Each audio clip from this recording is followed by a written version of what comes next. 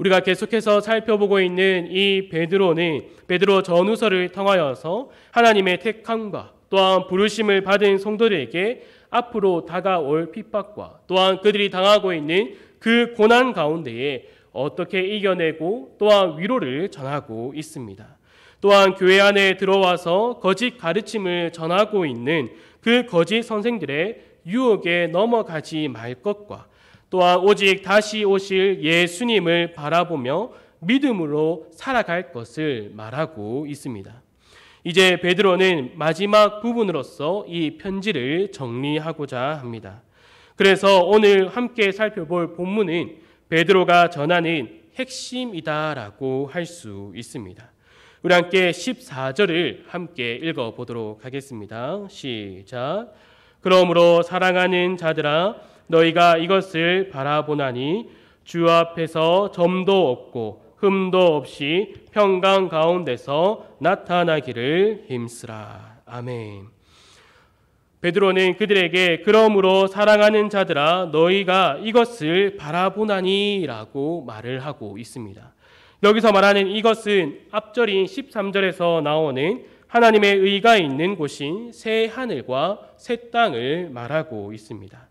그리고 바라보다라는 뜻은 기다리다, 주목하다라는 뜻도 있지만 고정하다라는 뜻도 있습니다.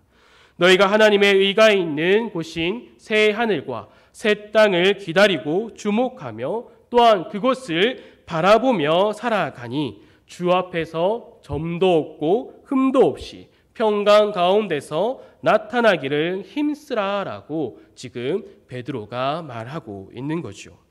우리가 주님의 날을 기다리면서 다시 예수님께서 오시겠다라는 그 약속을 기다리며 살아가는 것은 아마 대부분의 성도들이 그 소망을 가지고 살아갈 것입니다.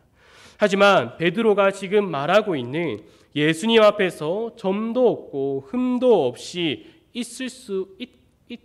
있어라라고 하는 그 말을 들을 때에 우리는 조금 고민을 하게 됩니다.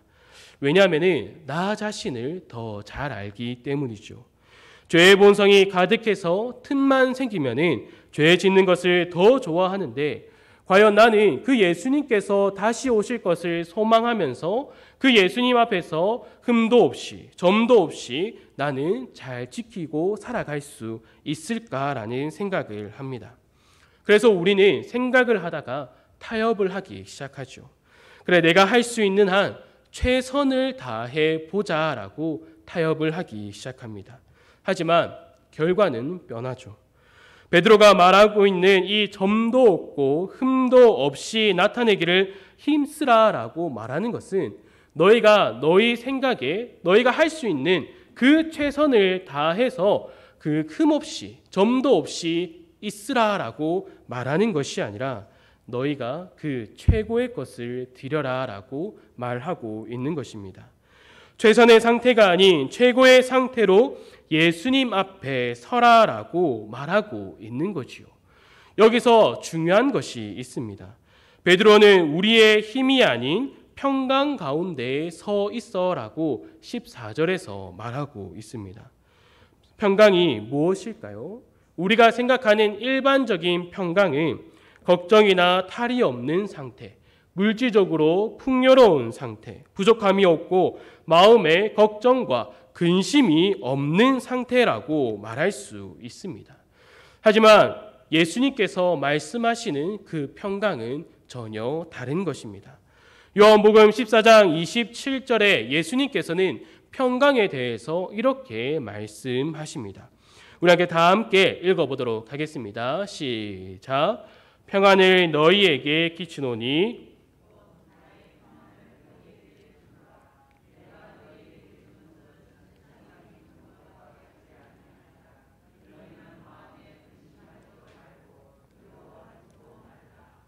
아멘. 예수님께서 말씀하시는 이 평안은 세상이 말하는 평강과 다른 것이다라고 말씀하고 계시죠. 세상이 주는 것과 완전히 다르다라는 것을 예수님은 강조하고 계십니다. 그렇다면 예수님께서 주시는 평강은 과연 어떠한 것이길래 우리가 근심과 두려워하지 않을 필요가 있을까요? 바로 앞절인 26절에서 이 평강에 대해서 예수님은 보다 정확하게 말씀하여 주십니다. 보혜사 곧 아버지께서 내 이름으로 보내실 성령, 그가 너희에게 모든 것을 가르치고 내가 너희에게 말한 모든 것을 생각나게 하리라. 아멘. 보혜사, 바로 성령을 우리에게 주시는데 그 성령께서 우리 안에서 모든 것을 가르쳐 주시고 또한 특히 예수님께서 말씀하신 그 모든 것을 알려주신다라고 말씀하고 계십니다. 예수님께서 하신 그 말씀들이 다 중요하지만 그 중에서 이어지는 우리는 15장을 주목할 필요가 있습니다. 예수님께서 이어지는 15장에서 무엇을 말씀하고 계십니까? 15장에서 우리가 잘 알고 있는 것을 예수님께서 말씀하고 계시죠. 나는 포도나무요, 아버지는 농부요, 너희는 가지다라고 예수님께서 말씀하여 주십니다. 예수님께서 이렇게 말씀하시는 것의 핵심은 무엇입니까? 가지가 스스로 열매를 맺을 수 없다라는 것과 가지가 포도나무에 붙어 있다면은 그 붙어 있는 것으로 열매를 맺는다라는 것이죠. 그리고 중요한 것은 15장 3절에 이렇게 말씀하고 계십니다. 너희는 내가 알려준 말로 이미 깨끗하여졌으니, 우리가 우리 스스로 깨끗해지는 것이 아니라 우리 스스로 흠도 없고 점이 없는 상태로 되는 것이 아니라 예수님께서 알려주신 그 말씀을 통하여서 이미 깨끗하여졌다라고 말씀하고 계십니다. 예수님께서 알려주신 그 말씀들이 어떠한 것입니까? 그가 점도 없고 흠 없는 제물로 우리를 위하여 죽으신다라는 그 말씀을 제자들에게 앞서서 말씀하여 주십니다. 그래서 베드로는 베드로전서 1장 23절을 통하여서 우리 스스로 깨끗해진 것이 아니라 어떻게 해서 깨끗해졌다라고 말하고 있습니까? 너희가 거듭난 것은 썩어질 씨로 된 것이 아니요 썩지 아니할 씨로 된 것이니 살아있고 항상 있는 하나님의 말씀으로 되었다라고 말하고 있습니다. 여기서 말하는 말씀은 하나님의 그 문자적인 것을 말하는 것이 아니라 이어지는 그 베드로의 말을 통하여서 이 말씀이 무엇인가를 우리가 분명히 알 수 있습니다. 베드로는 이 말씀은 우리가 계속해서 전하고 있는 복음이다라고 말을 하고 있지요. 바로 그 복음은 예수 그리스도라는 것을 베드로는 1장에서 계속해서 말하고 있습니다. 그러면 우리가 다시 본문으로 돌아와서 14절을 보면은 그러므로 사랑하는 자들아 너희가 이것을 바라보나니 주 앞에서 점도 없고 흠도 없이 평강 가운데서 나타나기를 힘쓰라, 이렇게 말하고 있는 것은 우리 스스로의 힘으로 하는 것이 아니라 하나님의 택하심과 그리스도의 그 대속의 은혜와 성령의 일하심으로 우리는 주 앞에서 점도 없고 흠도 없고 평강 가운데에 세워졌다라는 것을 말하고 있는 것입니다. 그러면은 우리가 할 것은 무엇인가? 가만히 있으면 된다라고 베드로가 지금 말하는 걸까요? 그렇지 않습니다. 우리 한번 다 같이 15절부터 17절까지를 한번 살펴보도록 하겠습니다. 다 함께 읽어보도록 하겠습니다. 시작. 또 우리 주의 오래 참으심이 구원이 될 줄로 여기라. 우리가 사랑하는 형제 바울도 그 받은 지혜대로 너희에게 이같이 썼고 또 그 모든 편지에도 이런 일에 관하여 말하였으되 그 중에 알기 어려운 것이 더러 있으니 무식한 자들과 굳세지 못한 자들이 다른 성경과 같이 그것도 억지로 풀다가 스스로 멸망에 이르느니라. 그러므로 사랑하는 자들아 너희가 이것을 미리 알았은즉 무법한 자들의 미혹에 이끌려 너희가 굳센 데서 떨어질까 삼가라. 아멘. 사도 바울이 하나님께 받은 지혜, 성령의 감동으로 쓴 편지에도 우리가 해야 할 일이 적혀 있는데 그 가운데 알기 어려운 것들이 적혀 있다라고 베드로가 말을 하고 있지요. 무식한 자들과 믿음에 굳세지 못한 자들은 말씀을 잘못 해석해서 멸망할 수 있으며 무법한 자들, 곧 거짓 선생들의 그 잘못된 가르침에 이끌려서 떨어질 수 있다라는 것을 지금 경고하고 있습니다. 우리가 말씀을 통하여서 알아야 하는 분명한 것을 우리에게 베드로는 말하여 주고 있습니다. 우리가 말씀을 통하여서 무엇을 알아야 하는지 18절에 그가 정확하게 말을 하고 있지요. 오직 우리 주 곧 구주 예수 그리스도의 은혜와 그를 아는 지식에 자라가는 것. 바로 우리가 말씀을 통하여서 알아야 하는 것은 우리 구주 예수 그리스도의 은혜와 그를 아는 것이 바로 우리가 말씀을 통하여서 알아야 하는 것이지요. 우리는 이것을 분명히 해야 합니다. 하나님께서 성령의 감동하심을 통하여서 우리에게 주신 이 특별 계시, 이 성경을 주신 그 이유는 삶의 교훈들을 주시려는 것이 아니라 우리를 창조하신 그 창조주 하나님이 어떠하신 분인지, 우리를 구속하여 주신 그 예수 그리스도께서 어떻게 오셨고 그가 어떤 말들을 하셨고 또한 그가 어떻게 죽으셨으며 그가 우리를 어떻게 구원하여 주셨는지, 우리를 통하여서 또한 어떠한 것을 나타내시는지를 분명하게 우리에게 알려주고 있다라는 겁니다. 또한 우리 안에서 역사하시는 그 성령 하나님이 어떠하신가를 이 성경을 통하여서 우리에게 알려주신다라는 거죠. 그래서 이 성경을 통하여서 성자, 성부, 또한 성령, 이 삼위 하나님께서 어떻게 역사하시는가를 우리에게 분명하게 알려주고 있습니다.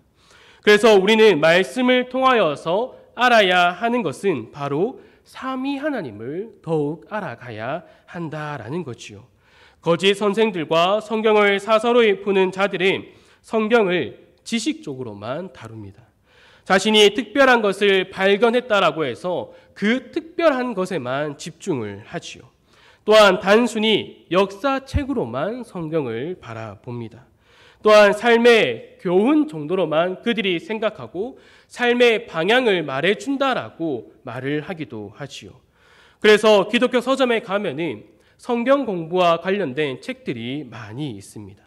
서점뿐만 아니라 우리가 손으로 쉽게 볼 수 있는 그 유튜브에도 성경 공부에 관한 영상과 또한 성경을 해석하는 특히 설교 영상들을 많이 접할 수 있지요. 베드로의 표현에 따르면은 1차적으로 무식한 자들, 그리고 굳세지 못한 자들이 성경을 잘못 해석하고 또한 2차적으로 그 잘못된 해석을 성경의 올바른 관점으로 해석하고 바라보지 못하고 분별하지 못하는 믿음이 굳세지 못한 성도들이 그것을 보았을 때에 걸려 넘어진다라는 말입니다. 혼자서 성경을 읽고 공부하는 것은 정말로 좋은 일입니다. 하지만 교회의 지도를 받으면서 성경을 바라보아야 합니다. 그래서 교회 외에 성경 공부를 권하지 않는 것이지요. 만약에 하더라도 꼭 교회에 허락이 있어야 합니다. 이단만 성도를 유혹하는 것이 아닙니다. 많은 사람들이 하는 성경 공부라고 해서 많은 사람들을 통하여서 입증된 그 성경 공부라고 하더라도 그것은 옳은 것이 아닐 수가 있습니다. 성경에 대해 많은 지식을 가지고 있다라고 해서 하나님은 그가 신앙이 깊은 자라고 말하지 않습니다. 그가 올바른 신앙에 서 있다라고도 말할 수 없습니다. 베드로가 베드로 전후서를 통하여서 가장 강조하는 것이 무엇입니까? 하나님의 말씀 그 자체를 사모하라라는 것입니다. 말씀을 사모할 수 있는 자가 주의 인자하심을 맛본 자, 곧 거듭난 자임을 그는 계속해서 말하고 있습니다. 거듭난 자가 그 말씀을 알기 때문에 순전하고 신령한 자신 말씀을 사모할 수밖에 없다라는 것을 베드로전서 2장을 통하여서 우리에게 말해주고 있는 거지요. 그리고 그 말씀을 사모하는 것이 사모함에서 그치는 것이 아니라 그 말씀을 사모함이 믿음으로, 또한 믿음이 덕으로, 덕이 지식으로, 그 지식이 절제로, 절제가 인내로, 경건으로, 또한 형제의 우애로, 또한 여기에 사랑을 더 알게 한다라고 베드로는 말하고 있습니다. 우리에게 이전에 있었던 그 악독과 기만과 외식과 시기와 모든 비방하는 그 말들이 썩어져 없어지고 말씀에 순종하게 하여서 오직 그리스도만을 닮아가도록 성령께서 그의 안에서 역사한다라고 베드로는 말하고 있는 것이요. 주 안에 사랑하는 성도 여러분, 말씀을 깨닫고 그리스도를 알아갈 수 있는 것은 부름을 받은 우리에게만 주어진 은혜입니다. 우리는 이 은혜를 놓쳐서는 안 됩니다. 우리는 이 은혜를 놓쳐서는 안 되고 풍성히 누리며 살아가야 합니다. 우리가 이 은혜를 풍성히 누려서 그리스도를 닮아갈 수 있다라는 것이 우리에게 있어서 얼마나 감격적인 것입니까? 우리를 위하여 죽으시고 또한 우리에게 그 모든 것을 말씀하여 주시는 그 예수 그리스도를 말씀을 통하여서 닮아갈 수 있다는 사실은 우리에게만 주어진 은혜입니다. 하지만 더 감격적인 것이 남아 있습니다. 18절 후반부입니다. 우리 한번 다 같이 읽어보도록 하겠습니다. 18절 전체를 한번 다 같이 읽겠습니다. 시작. 오직 우리 주 곧 구주 예수 그리스도의 은혜와 그를 아는 지식에서 자라가라. 영광이 이제와 영원한 날까지 그에게 있을지어다. 아멘. 베드로가 마지막에 하는 말이 무엇입니까? 영광이 이제와 영원한 날까지 그에게 있을지어다라고 말하고 있습니다. 하나님께서 우리에게 말씀을 해주시고 또한 주신 말씀을 통하여서 그리스도를 알아가고 그리스도를 닮아가는 그 진정한 목적이 무엇이냐라고 베드로는 마지막으로 정리하고 있는 거죠. 우리의 감격에서 끝나는 것이 아니라 그리스도를 닮아간다라는 그것에 만족하는 것에서 끝나는 것이 아니라 영광이 이제와 영원한 날까지 그에게 있다라는 거지요. 여기서 그는 그리스도를 닮아가는 사람이 아니라 앞에서 말하고 있는 우리의 구주 곧 그리스도를 말하고 있는 것입니다. 우리가 말씀을 깨달아서 그 말씀에 순종하고 그리스도를 더욱 알아가고 내 자신을 죽여서 그리스도를 더욱 닮아갈 때에 그것으로 끝나는 것이 아니라 그 모습을 통하여서 누가 영광을 받는다라고 말하고 있는 겁니까? 우리의 구주 예수 그리스도가 영광을 받는다라고 말하고 있습니다. 우리는 우리의 영광을 드러내기 위하여서 택함과 부르심을 받은 자들이 아닙니다. 어떠한 이들은 그 영광을 자신이 취하고자 늘 노력합니다. 사람에게 인정을 받기 위하여서 그 노력하는 그 가운데서 베드로는 우리에게 말해주고 있는 거지요. 그 영광을 우리가 취하는 것이 아니라 그 영광을 누구에게 돌려야 한다라고 말을 하고 있습니까? 우리의 구주 되시는 그 예수 그리스도께 돌려야 한다라는 것을 분명하게 말하고 있습니다. 또한 죄로 인하여 죽은 자가 창조주 하나님 밖에 없는 아들의 죽음으로 다시 살아나 그 아들 안에서 하나님을 아버지라 부를 수 있다라는 것을 베드로는 이 베드로 전후서를 통하여서 우리에게 계속해서 말해주고 있습니다.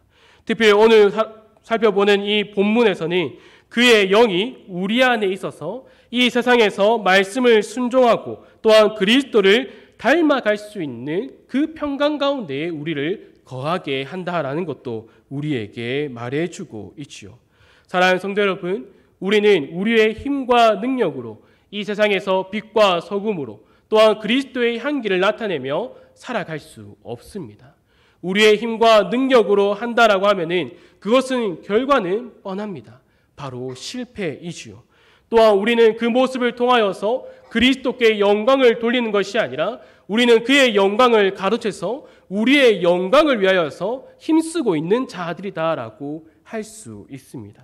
하지만 우리는 말씀을 더욱더 바라보고 또한 말씀을 더욱 의지하고 말씀을 더욱 사모하는 것을 통하여서 이 말씀이 우리에게 깨달아질 때에 우리는 무엇을 더욱 감격을 하며 살아가야 합니까? 그저 그 말씀이 깨달아짐에 감격에서 그치는 것이 아니라 그 말씀이 내 가운데 있다라고 해서 끝나는 것이 아니라 내가 그리스도를 닮아갈 수 있다는 것에 끝나는 것이 아니라 우리가 우리의 삶으로 그리스도께 영광을 돌릴 수 있다라는 그 사실에 언제나 감격하시길 바랍니다. 우리의 진정한 목적이 무엇인가를 반드시 하시기 바랍니다. 또한 우리가 성경을 늘 가까이 두고 성경을 더 알아가고 성경 공부를 하는 그 이유와 목적을 반드시 분명하게 하시길 바랍니다. 언제나 우리가 그 말씀을 알아감을 통하여서 누구에게 영광을 돌려야 하는가, 그것을 반드시 아시길 간절히 소망합니다.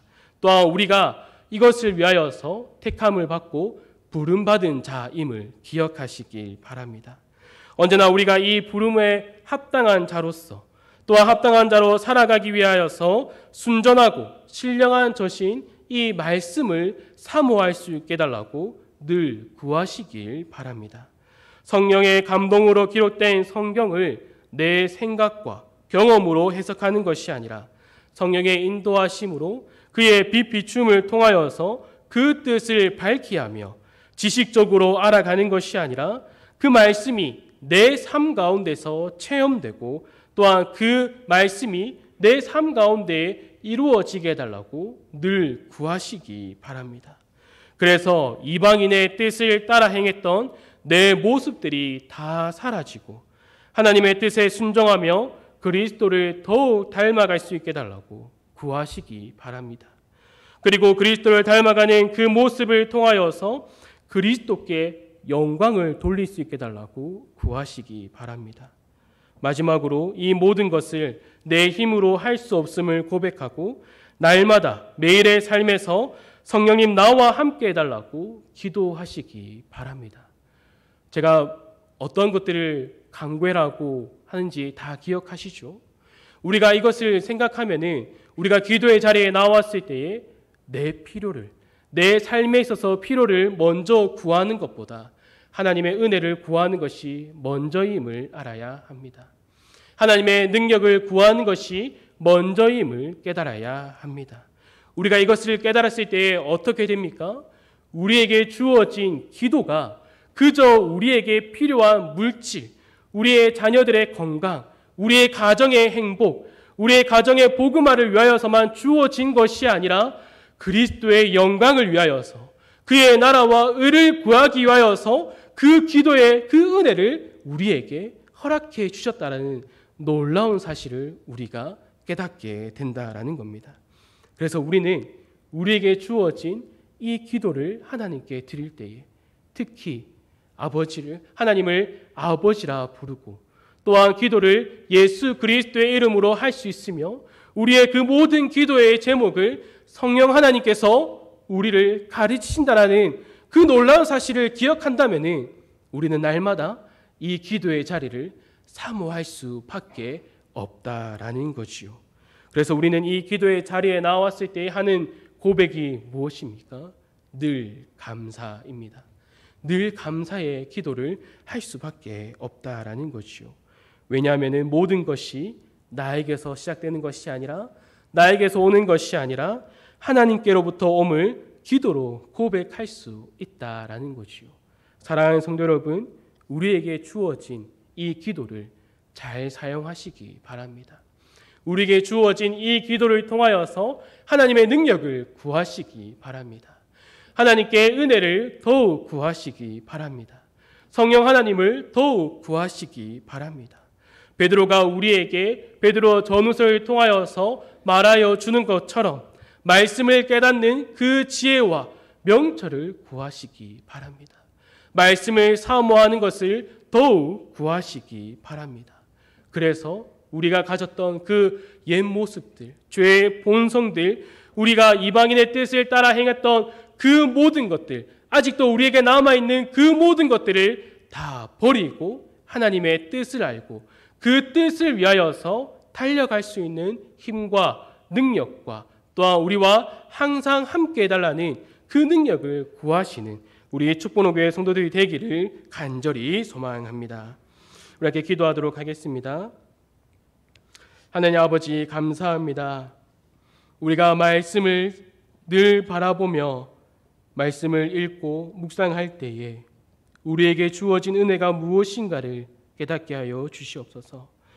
우리에게 주어진 은혜가 그저 스쳐 지나가는 것이 아니라 우리에게 주어진 이 은혜가 얼마나 큰 것인지, 우리에게 주어진 그 모든 것들이 하나님의 영광을 구하고 그리스도의 영광을 구하고 성령의 그 영광을 돌리기 위하여서 주어진 것을 늘 깨달아서 허투루 보내는 것이 아니라 우리에게 주어진 그 은혜를 합당하게 사용하여서 언제나 우리가 내 자신을 죽이고 내 생각을 죽이고 언제나 그 말씀 앞에 엎드려서 부름을 받은 자로서 택함을 받은 자로서 그것을 더 굳게 하며 믿음에 더 굳센 자가 되게 하여 주시고 신앙에 더욱더 깊은 맛을 보게 하여 주셔서 날마다 예배의 자리와 기도의 자리를 더욱더 사모함으로 나올 수 있도록 우리를 붙들어 주시옵소서.